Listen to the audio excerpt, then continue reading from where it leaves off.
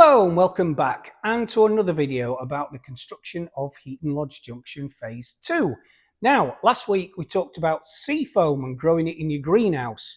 In fact, just to remind you, for those of you that didn't watch it, this stuff here, which is really good for making bushes and trees in both double O gauge and O gauge. But I forgot to tell you where you get the seeds from. And Tim Horn enlightened me, and they come from Chiltern Seeds, is one of the places you can get them from.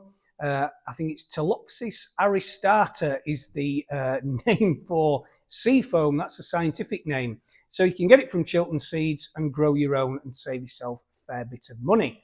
The other thing I wanted to mention in the introduction was Facebook, because I did have a Facebook page which was shut down a couple of years ago because I think there was about 10,000 people on it that follow Britain's biggest model railway, but it got hacked by a Chinese shopping channel. I couldn't get control of it, so I just shut it down in the end. Anyway, I've set up another one, Britain's biggest model railway ? If you want to go on it, I just do maybe a couple of posts a week on it. If you want to keep more up to date with what's going on down here in the basement, you will have to be invited to join. So just put an invitation, just put a request in and I'll give it the thumbs up, simply because it just stops it being hacked again. So if you want to join the Facebook channel, it's Britain's biggest model railway ? So there we go. Anyway, bit to get on with. I wanted to cover some more stuff on ballasting this week because it was really popular last time it got covered. So we're going to talk about ballasting and we're going to talk about the basics of track lane as well as some updates. So let's get going.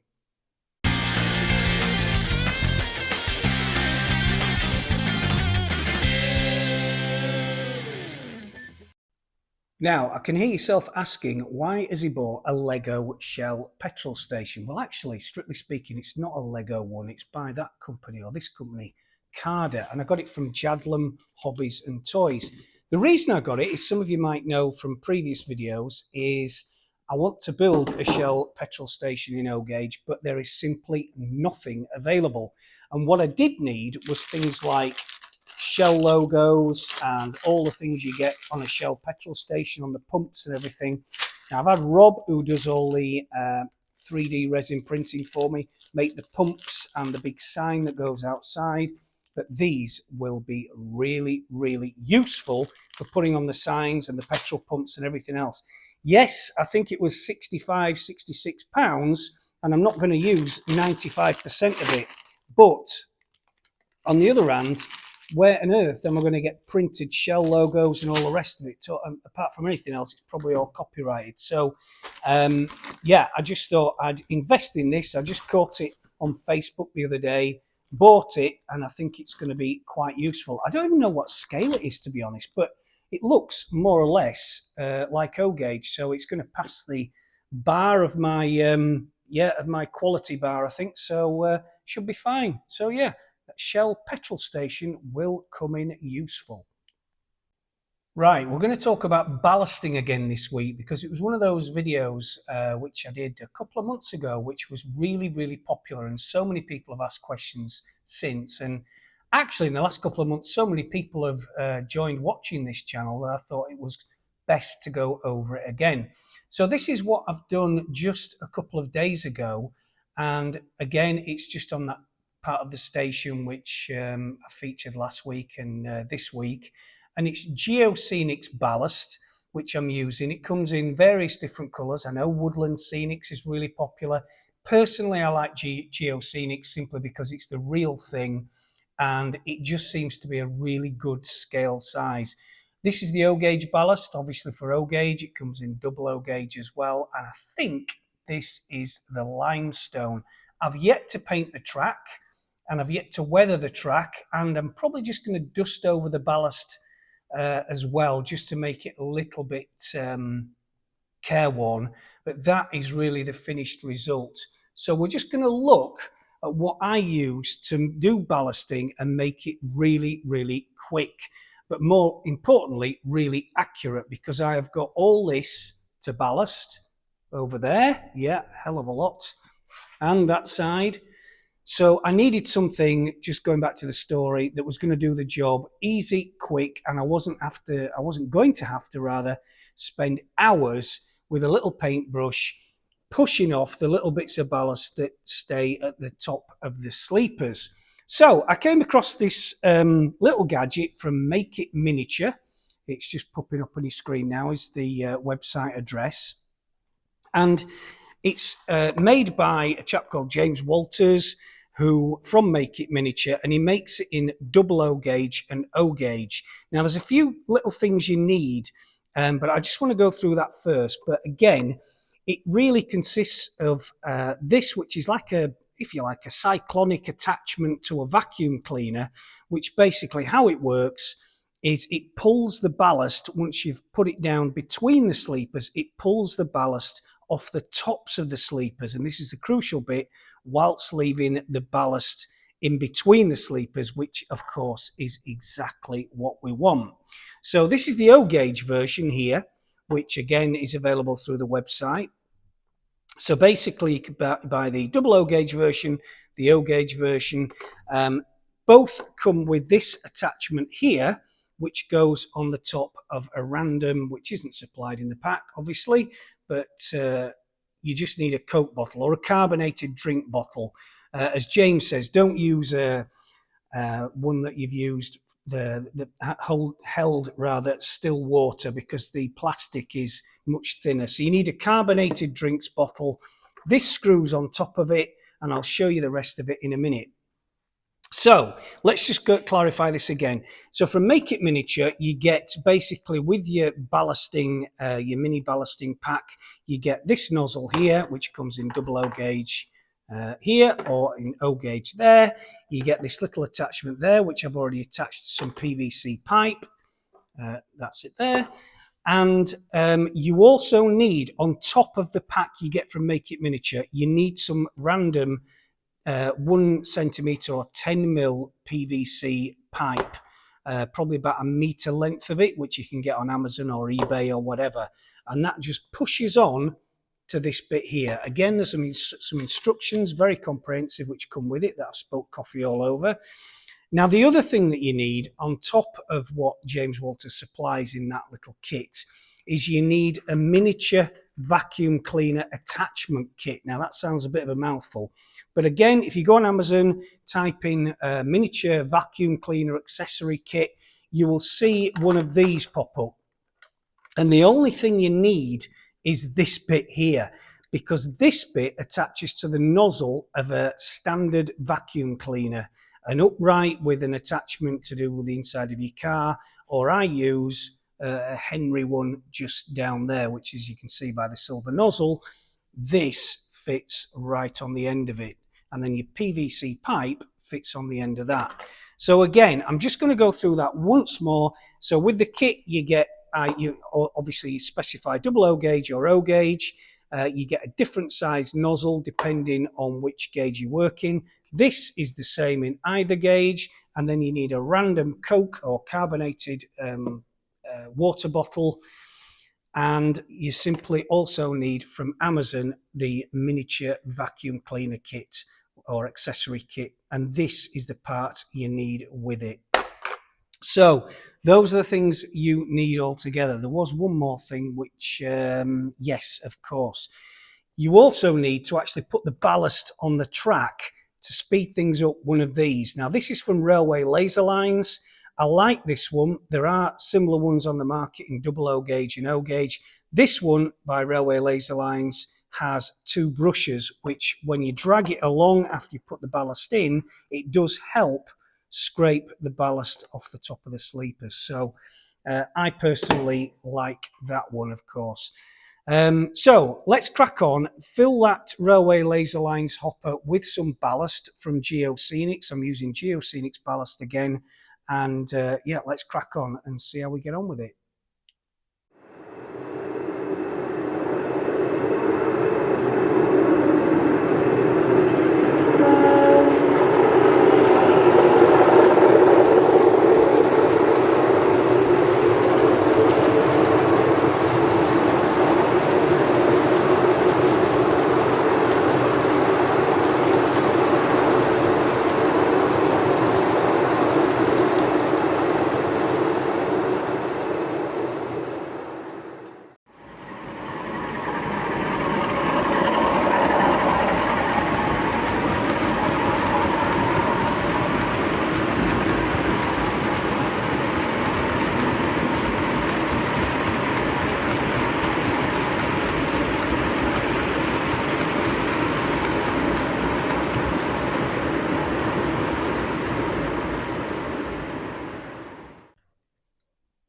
Right, so what I've done here is I've assembled all these bits that we need. So this is the bit from the Amazon miniature accessory vacuum cleaner pack, which again, I've just put on the PVC pipe, which again, you need to buy separately from eBay or Amazon. You just need about a meter length of it, as I said.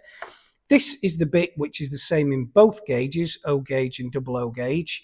And you just simply put on one length of pipe, well, a length of pipe which goes onto the nozzle from the vac. You put into one side, just follow the instructions, it's pretty easy, and then the other one just goes to the nozzle, which again, one is for O gauge and one is for double O gauge. Now I just want to make one thing clear that I've done, just a little modification that I found to make this work even better. And we're going to watch it work in a second, but I've just cut into these two guides on the O gauge one only. I've cut into them using a file, just probably about another 2 mil, and made these little guides for the rails a bit deeper, because that means that the nozzle goes, almost touches the sleepers, and just makes a much better job of when it's straight out the box. To be honest, even straight out the box, it works well. I say that, but if you just cut a little bit into it, it makes it work even better. So that's all we need to do. We're going to attach these two together now, and I'll show you how it all works. Okay, so let's have a look at what I've done to put all this together. It looks a bit like an octopus, doesn't it? But this bit here is obviously the bit that came from Amazon, which doesn't come in the pack, and you need one of those because it fits onto the end of the nozzle of the Henry vac that I use. The other end has just got the PVC pipe. I've used a bit of gaffer tape just to secure everything, and then one end of the pipe runs into the bit that you do get with the Make It Miniature pack, and that goes into there, and then the other bit of PVC pipe goes all the way around and attaches to the, in my case, the O gauge nozzle here, which, as I've just said, I've slightly made a little bit deeper with a file, just to make those guides that I've got my finger on there just a little bit deeper, because it works better in my experience. So if we look at the track before we use this Make It Miniature little pack, we've got ballast all over the tops of the sleepers, which I reckon would take me, to do just a length, maybe 3 feet long, would probably take me half an hour to get all that ballast off the sleepers. Well, with this little gadget, we can do it in about 2 minutes. So let's just flip the camera onto a stand and give it a crack. Okay, my Henry vac is on. Sounds like this is sucking a bit of air through, so let's give it a go. Again, this is the same in double O and O gauge. You can hear it, it's getting rid. I'm going to go over it twice. It's getting rid of all the gravel over the tops. It's better. Over the tops of the sleepers and into that Coke bottle. Hang on.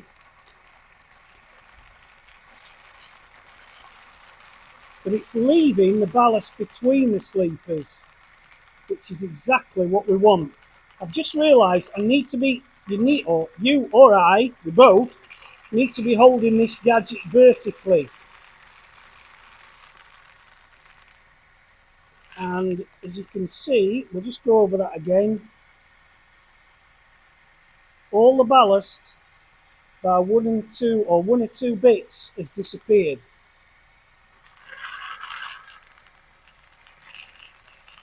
And none of it's being wasted because it's just going in that Coke bottle. So what's that taken? A minute. Just going to go a bit further on. It's a bit unwieldy, but it doesn't matter because it's just so well worthwhile. Go over it once more, very slowly. In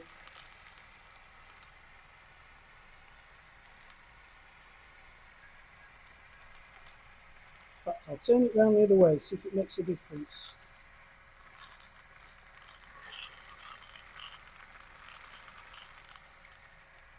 So it's just getting off the ballast from the tops of those sleepers.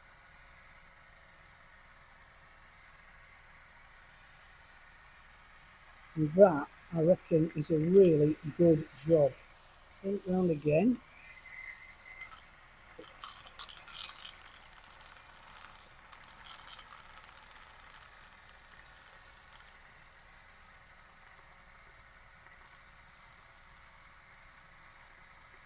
Right, just turn this off. So there we go. I've just, by the way, I've just put some little, that's where I've pinned the track down. So I've just put a little bit of rail match paint over the top of it to hide the pinhead. It doesn't matter because I'm going to be weathering this in the next week or so. So it'll cover it up even more. There's a little bit here and there. In fact, that's where the paint, it's stuck to the wet paint. But generally speaking, that is superb. It really is. Yeah, it's left a bit where it's stuck to that wet paint, which I just did before I started filming. But altogether, it's brilliant. Way better than I'd have probably been about a foot into getting all the little bits of ballast off the top of the sleepers by now. So there we go. What we're going to do next is just wet it with the fairy liquid in a spray bottle, and then I'm going to go back to using 50/50 PVA glue. You can use that concrete sealer, which I brought up on my last video if you want to have a look at that. It's a bit expensive, about £30, but at the end of the day, it just it does probably just a little bit better job than the PVA mix, simply because when it dries, it doesn't dry with that kind of gloss finish that PVA often does. But I'm not too bothered about that because I'm going to be doing a spot of weathering over the top of this and just dust it with a little bit of track colour with an airbrush. So yeah, there we go. Just a couple of minutes and it lifted all the ballast off the tops of the sleepers. Brilliant.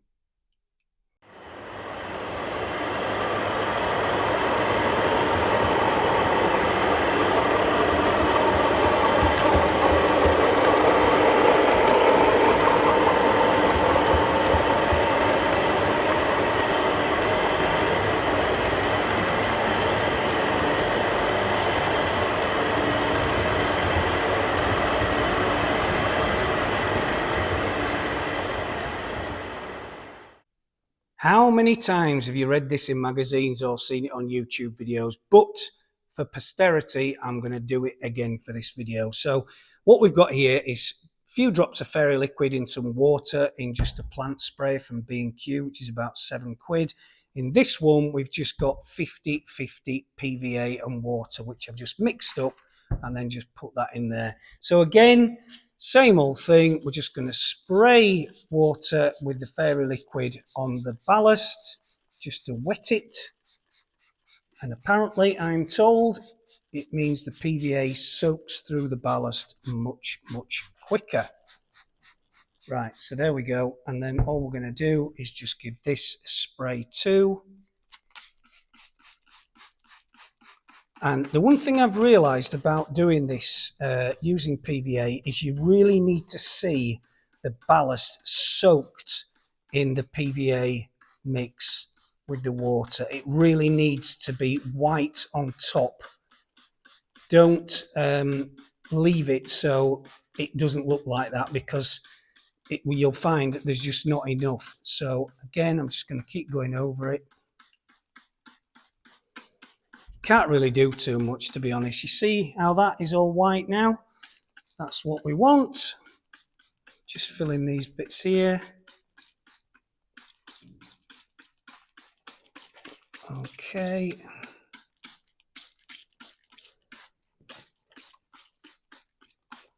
Right, so that's going to take probably 2 days to dry. What I'm going to do is I'm just going to wipe the top of these rails with a microfiber cloth or any cloth just to get the glue off the rails itself. But in a couple of days, that is going to dry rock hard, and then we're going to come back probably next week, and I'm just going to give it a light airbrushing with some track dirt, because even concrete track just looks filthy after a while. So this isn't going to be filthy because it's a main line, but it will be a little bit kind of, yeah, just a little bit careworn. So we'll come back to this next week and see what it looks like once it's dry. And again, don't forget to take the glue off the tops of the rails. You can either do it when it's dry with a Pico rubber, but I tend to do it when it's wet, just with a microfiber cloth. So there we go. Now, staying with HS3, so-called HS3, I was talking last week, or asking last week, about ideas people had for spanning the tracks across skewed tracks, and the answer is obviously a skewed bridge. And thanks for all the comments back on the YouTube channel, because they were really, really helpful. In fact, what I've done, I have joined two girder bridges here together. These ones actually came from a company called Tory Laser. I can't get on the website at the minute, but they make, or they did make, goodness me, it's heavy now. They did make laser cut bridges in double O gauge and O gauge. This one I just joined together with, you can't really tell because I've primed it in primer now, but I just used brass angle at the sides here to strengthen it, and a bit of brass rod in the middle. So I super glued and then hot glued it together, and it is absolutely rock solid now, and it must weigh about 5 or 6 kilos, but that should take hopefully the weight of 2 HSTs crossing at the same time. So yeah, there we go. But I am going to use the other suggestions, which were kind of a tunnel, kind of a skewed bridge to take the tracks over other tracks where the angles are just really difficult. So there's all sorts of suggestions in those comments. Thanks very much again for them. So yeah, I'm going to be taking some of them up.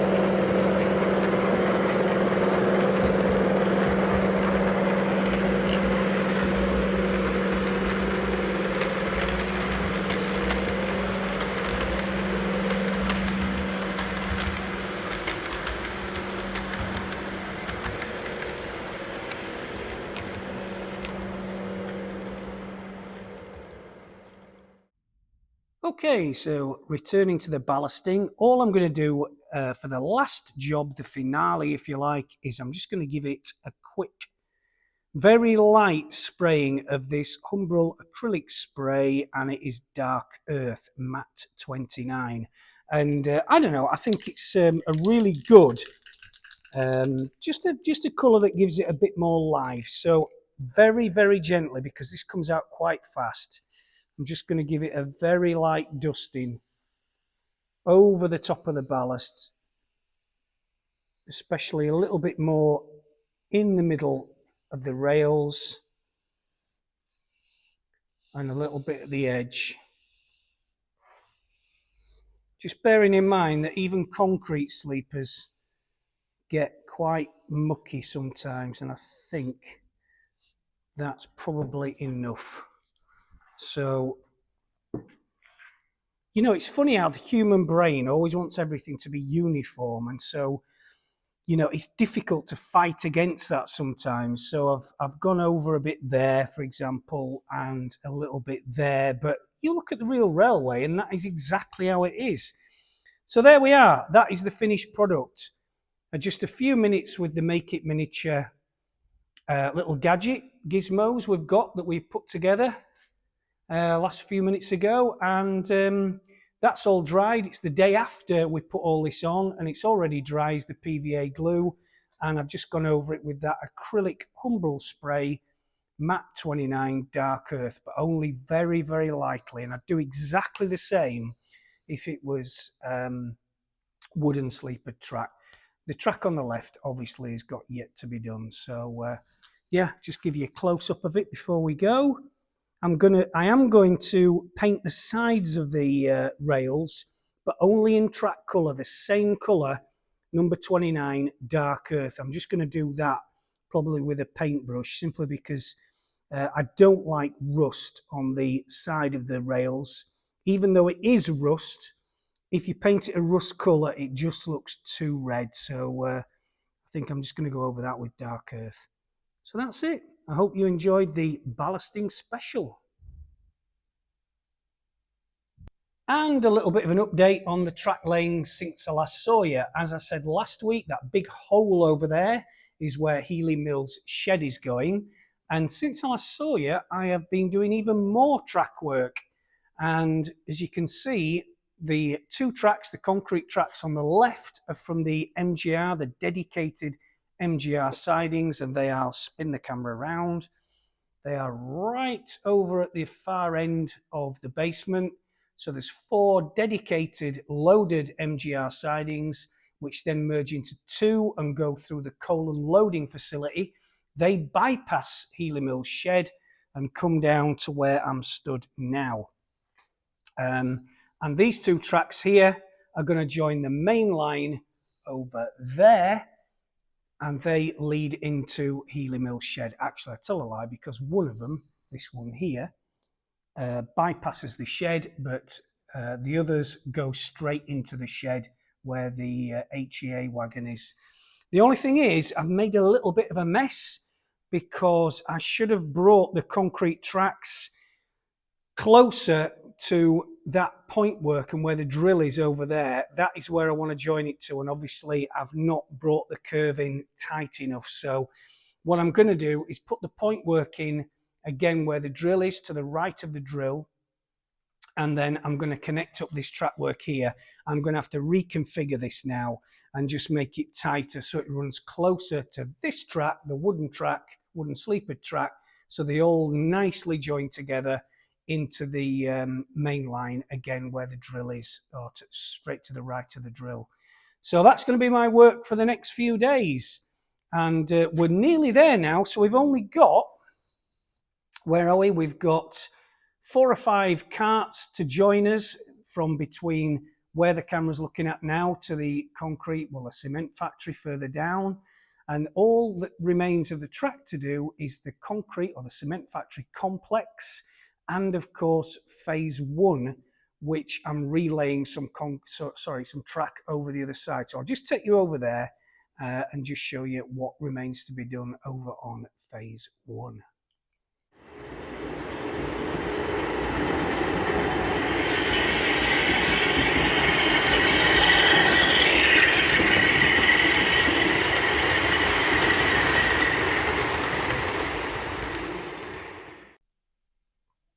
Okay, so here we are around the other side at phase 1. I'm just going to show you the track work that remains to be done and relayed, but I'm just zooming in on this little XLNY or LNER, well, plate layers hut, I suppose, by, it was actually a kit by Intentio, Intensio kits, and I've just modified it a bit by putting these rebars in the roof. So I cut a hole out the roof. I put way too much of the resin on the roof. That's meant to be a pool of water, but I went a bit too far with that. It looks as though it's pouring into the hole in the roof, doesn't it? But one thing I am really pleased about, I'm just going to zoom in on this. There we go. Is the concrete at the side. And all I've done there is I've gouged out the wooden sides with the end of a screwdriver. And then I don't know if you can see, I've actually inserted some rebars. Yeah, the camera isn't going to pick it up, I don't think. Just there, I've inserted some just little brass rod and painted it a rusty colour. So it looks as though they're the rebar strengtheners that you find in concrete, any concrete, small concrete buildings. And obviously the glazing, I've just put a hole in and I've sprayed varnish on the inside to make it look as though they're absolutely filthy. And the little man there, I don't know what he's doing, but he looks as though he's having a good time. A few bricks at the side, and the door itself is hanging on the hinges. So those are just little things that you kind of pick up when you look at the real thing. And I was just walking along the Settle Carlisle line or next to it a few weeks ago, and there was an old plate layer just like this. And I think originally when I walked past there, that's where I got some of the ideas from. So there we go. Anyway, to move on, we're on the main part, as I've just said, of phase 1. This is where I've taken the track up. Let's call it my own Transpennine route upgrade. And I've rived it up with the end of a chisel. And I'm going to relay it because, as some of you will know, a lot of you will know, I was never pleased with the ballasting I did at this side, simply because I could see the end was in sight back in about 2018. So I rushed it and I used super glue to do the ballast, to dribble down the ballast, and it was an absolute disaster. It looked all right, but the problem was it dried before it got right to the bottom of the ballast. So underneath it was all crumbly, and on top it was rock hard, and the trains, you could see they were running rough. So this has all come up, pulled it up, and I'm going to be relaying it. The only issue is, of course, it's almost impossible to pull the track up without damaging the cork underneath. So I've been using a sanding machine, a belt sander over there, and I probably will use a router if I have to get a smooth surface. But I think I'm going to have to, well, I'm going to suck it and see how bad it is. I'll either refill it with some kind of plaster filler if I have to do it, there's some big holes in there, or I might even lay some really thin plywood down so we've got a really smooth surface. So we'll follow this on. In fact, before we do, let's drop down again to one of my favourite bits of the layout, which is the 2 tunnels on the dive under. I spent a lot of time doing this, and even if I say so myself, I'm really pleased with the way that banner repeater came out. The cabinet there is just made out of brass sheet, which I just used the end of some pliers to bend here and there and then just paint a rusty colour. And then I think I just used, from what I remember, let's get a close-up. Yeah, I just glued this and just painted it a rusty colour, but it came out really well. Bit of graffiti on the wall, and of course this fence here, again, this is just bits of balsa wood which I just glued together, and again I used a bit of brass rod in between the slats of concrete in inverted commas, so to just make it look as though the slats had kind of slipped down to reveal the rebars underneath. But I've always been pleased with this bit of the layout. I spent a lot of time on it and it came out really well. I'm just trying to think what else I can show you that's useful. Always at tunnels there was a drain pipe with a grate at the bottom to take the water that was running off the tops of the tunnel mouths, and it usually stained all the sides of the tunnel mouths. This is painted in blue engineering brick, and then I just got some white paint, rubbed it on with a microfiber cloth once the blue engineering brick had dried, and then I just rubbed the white paint off straight away, and that's the effect I got.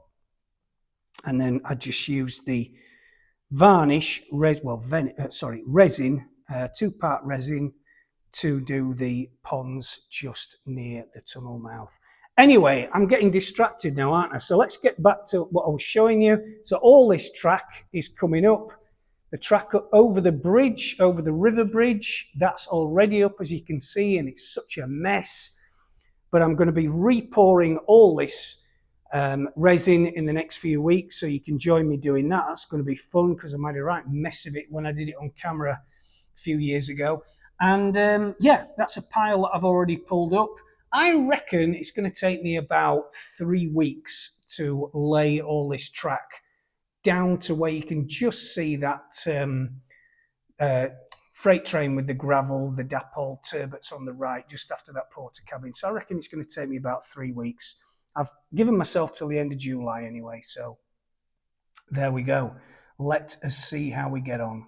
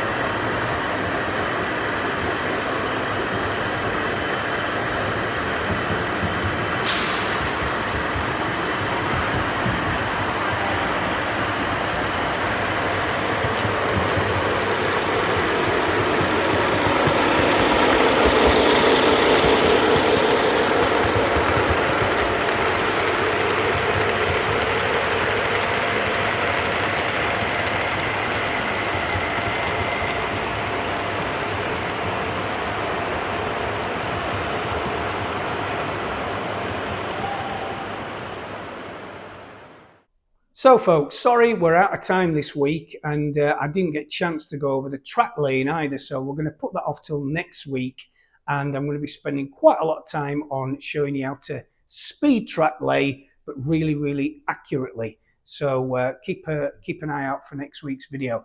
I just wanted to mention as well before I go, I ran the crowdfunding campaign probably, it's got to be nearly a year ago now, which I'm not running anymore. But I just want to reassure everybody that made a contribution to the crowdfunding that when Heaton Lodge goes out, as I say every few months, you'll be getting your own entrance in the marquee where it is or wherever it is up and down the country, and you'll be getting some VIP tours of behind the scenes as well. So thanks to all of you that back then contributed to the crowdfunding. So anyway, moving forward, that's all for this week. Have a great weekend.